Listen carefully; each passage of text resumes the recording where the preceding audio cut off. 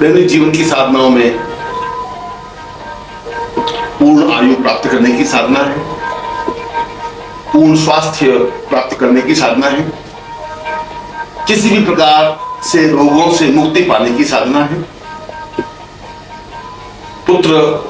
प्राप्ति साधना है, पूर्ण सफल ग्रस्त जीवन को संपन्न करने की साधना है और शत्रुओं को पूर्ण रूप से परास्त करके उन पर विजय प्राप्त करने की साधना है। इन दैनिक ग्रस्त जीवन की साधनाओं में भाग्योदय साधना है, तो राज्य में अद्वितीय सम्मान प्राप्त करने की भी साधनाएं हैं। आर्थिक उन्नति की साधना है, तो जीवन की पूर्णता प्राप्त करने की भी साधनाएं हैं। इन साधनाओं के माध्यम से व्यक्ति अपने जीवन के दैनिक कार्यों को सरलता से और संपन्नता से संपन्न कर सकता है। ये सामाजिक और दैनिक जीवन या ग्रस्त जीवन की पूर्णता के लिए साधनाएं हैं। तो दूसरी ओर ब्रह्म साधनाएं हैं, ब्रह्म प्राप्ति की साधनाएं हैं, वायुगमन साधना है, जहां और जिस साधना के माध्यम से व्यक्ति एक स्थान से दूसरे स्थान पर आसानी से गतिशील हो सकता है, कुछ मिनटों में हजारों मील की यात्राएं संपन्न कर सकता है। पूर्ण वैचारिक साधना है, जिसके माध्यम से कैसी भी स्थिति में, सर्दी, गर्मी या बरसात में भी पूर्ण सुरक्षित और स्वस्थ बना रह सकता है। ऐसी साधना है जिसमें बर्फ पे कई वर्षों तक बैठ करके भी साधनाएं संपन्न की जा सकती हैं और उसके शरीर पर किसी प्रकार का व्याघात उत्पन्न नहीं होता, सर्दी नहीं लगती। तड़पती हुई भट्टी में बैठ करके भी साधनाएं संपन्न की जा सकती हैं, उसके शरीर को किसी प्रकार की आंच नहीं आती। श्रेष्ठतम अप्सराएं साधनाएं हैं, जिसके माध्यम से अप्सरा सामने नृत्य करे और पूर्ण धन, वैभव, यश, सम्मान, पद प्रतिष्ठा प्रदान करे। और इस प्रकार से ऐसी कई साधनाएं हैं जिसको हम सोच भी नहीं सकते, विचार भी नहीं सकते, कल्पना भी नहीं की जा सकती। अपने 7 फीट के शरीर को, 6.5 फीट के शरीर को केवल 1 इंच के या 1 सूत भर मच्छर के आकार का शरीर बनाया जा सकता है और कहीं पर भी आसानी से प्रवेश किया जा सकता है। और यदि हम अपने शरीर को चाहें कि 50 फीट लंबा चौड़ा बनाना है तो बनाया जा सकता है। जैसा कि रामायण में वर्णन है कि जब लंका विजय के लिए हनुमान समुद्र पर जा रहे थे तो सामने जो राक्षसी आई और उस सुरसा ने ज्यों-ज्यों सुरसा ने अपना शरीर बढ़ाना शुरू किया, हनुमान ने भी अपना शरीर बढ़ाना शुरू किया। सुरसा 20 फीट की लंबी चौड़ी हुई तो 25 फीट के हनुमान बने, वह 30 फीट की बनी तो हनुमान 40 फीट के बने, वह 50 फीट की बनी तो हनुमान 100 फीट के लंबे चौड़े व्यक्ति बने। और उसके बाद तुरंत एक मच्छर के आकार का रूप धारण करके उसके शरीर में से होते हुए बाहर निकले। यह तो हमने रामायण में पढ़ा।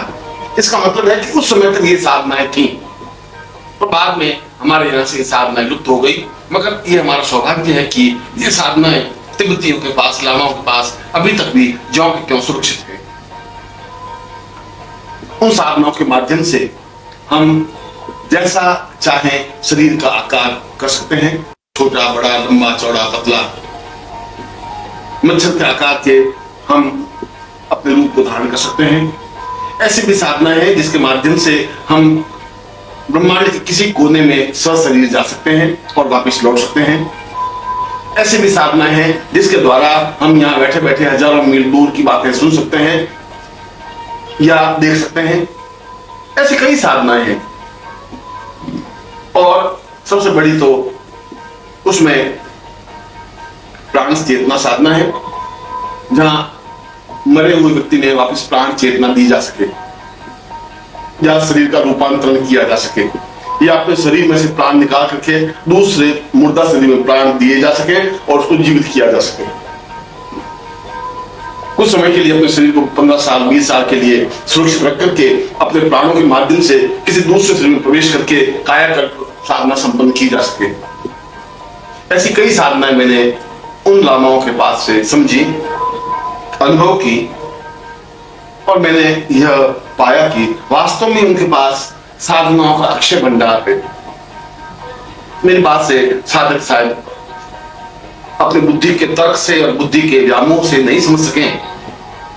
मगर जो लामाओं के संपर्क में आया है, जो तिब्बत साधनाओं से संपर्क में आया है, जिन्होंने तिब्बतियों का और लामाओं का संपर्क साहचर्य किया है, उनको मालूम है कि वास्तव में वे एक प्रकार से देव पुरुष हैं, देवदूत हैं, जो अपने आप में अद्वितीय हैं। साधनाओं के माध्यम से भी, प्रेम के मामले में भी, स्नेह के मामले में भी, सामीप्यता के मामले में भी और एक दूसरे की सहायता करने के मामले में भी मुझे उनके साथ रहने का, उन गोम्पाओं में समय व्यतीत करने का अवसर मिला और मैंने अनुभव किया कि उनकी दीक्षा पद्धति अपने आप में एक विचित्र दीक्षा पद्धति है। दीक्षा का तात्पर्य है कि वे एक ही झटके में सहस्रार को खोल देते हैं और मस्तिष्क के उस भाग पर विशेष रूप से चोट करते हैं जिस भाग से कायाकल्प बन सके। शरीर के 3 मुख्य बिंदु हैं। मस्तिष्क के या हमारी खोपड़ी पर, सिर पर 3 महत्वपूर्ण पॉइंट हैं, जिसमें पहला पॉइंट पूर्ण रूप से भूत, वर्तमान, भविष्य को देखा जा सके, 100 साल पहले के जीवन को देखा जा सके और अगले 100 सालों में क्या घटनाएं घटित हो सकती हैं उनका आकलन कर सके, अनुभव कर सके। उस बिंदु को जोरों से प्रहार करने से और उस बिंदु को दबाने से इस प्रकार की सिद्धि स्वतः प्राप्त हो जाती है। मस्तिष्क का दूसरा भाग या दूसरी एक नाड़ी, चेतना नाड़ी कही जाती है, उस पर प्रहार करने से स्वतः कायाकल्प हो जाता है और एक वृद्ध व्यक्ति भी अपने आप में तरुण, यौवनवान, स्फूर्तिवान, चैतन्य बन जाता है। और तीसरी नाड़ी को दबाने से, उस पर प्रहार करने से असीम सिद्धियों को सीखने की क्षमता और सफलता की स्थिति अपने आप बन जाती है। इन तीनों बिंदुओं को दबा करके ही वे दीक्षा प्रदान करते हैं। यदि किसी को दीक्षा देते हैं तो इसको गोम्पा दीक्षा कहा जाता है और इस गोम्पा दीक्षा में एक सोने की कील या चांदी की कील लेकर के या पतला सा तार लेकर के विशेष मंत्रों से सिद्ध करके मस्तिष्क के एक विशेष भाग में पत्थर से ठोक करके उस खोपड़ी में उसको जमा देते हैं, बिठा देते हैं। जिस प्रकार से एक लकड़ी में लोहे की कील को फंसा देते हैं, ठीक उसी प्रकार से उस मस्तिष्क में उन तीनों बिंदुओं पर 3 कीलें जमा देते हैं। यद्यपि वे कील, जिसको मैं चांदी की या सोने की कील कहता हूं, वे 1 सूत या 2 सूत से ज्यादा मोटी नहीं होती, मगर वे कीलें उन नाड़ियों पर इस प्रकार से केंद्रित करते हैं कि ये साधनाएं स्वतः उनके जीवन में प्राप्त हो जाती है और वो अपने आप में सिद्ध होने का प्रारंभिक चरण प्राप्त कर लेता है। लगभग 14 दिन तक ये साधना प्रारंभ होती है, संपन्न होती है और 14 दिनों में जाकर के वह दीक्षा पूर्ण होती है। मगर इन 14 दिनों में उस साधक को जो अनुभव होते हैं, जो सिद्धियां प्राप्त होती हैं, जो विचित्रताएं प्राप्त होती हैं, जिनके माध्यम से वो सफलताएं प्राप्त करता है, वो अपने आप में अद्वितीय होती हैं। वास्तव में जिसका सौभाग्य होता है, जो जीवन में सुफल प्राप्ति का आकांक्षी होता है, जिसके भाग्य उदय होते हैं, वे ही उन गोम्पाओं के, उन लामाओं के संपर्क में आता है और ये उसका वास्तव में अहोभाग होता है कि वे लामा उनको इस प्रकार की दीक्षा प्रदान करें। इस दीक्षा के माध्यम से जहां उसकी चेतना जागृत होती है, इस दीक्षा के माध्यम से जहां उसका भूत, भविष्य, वर्तमान अपने आप में स्पष्ट हो जाता है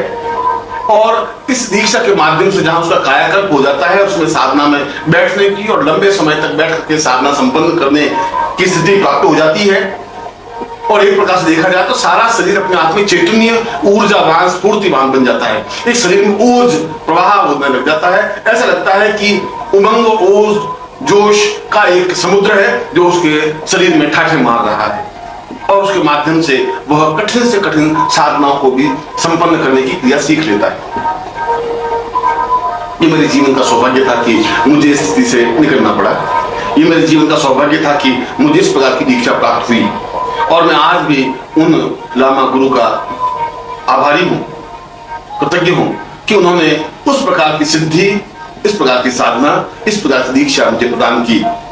जिसके माध्यम से मैं उन सिद्धियों को सीख सका, समझ सका, जो मेरे जीवन का अपने आप में हेतु था और जिसको मैंने पुराणों में, वेदों में और शास्त्रों में पढ़ा था, पर मुझे विश्वास नहीं था कि ये साधनाएं आज भी जीवित हो सकती हैं। परंतु जब मैंने उन लामाओं को देखा कि एक पहाड़ से दूसरे स्थान पर वे बिना रुके दौड़ते हुए चले जाते हैं, बस उनका कुछ भी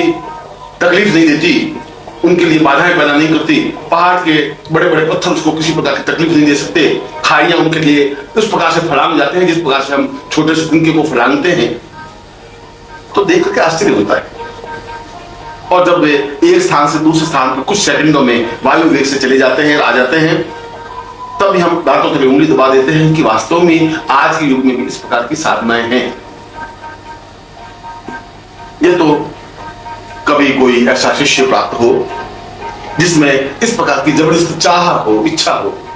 यह शायद मेरे जीवन में ऐसा भाग्य नहीं है,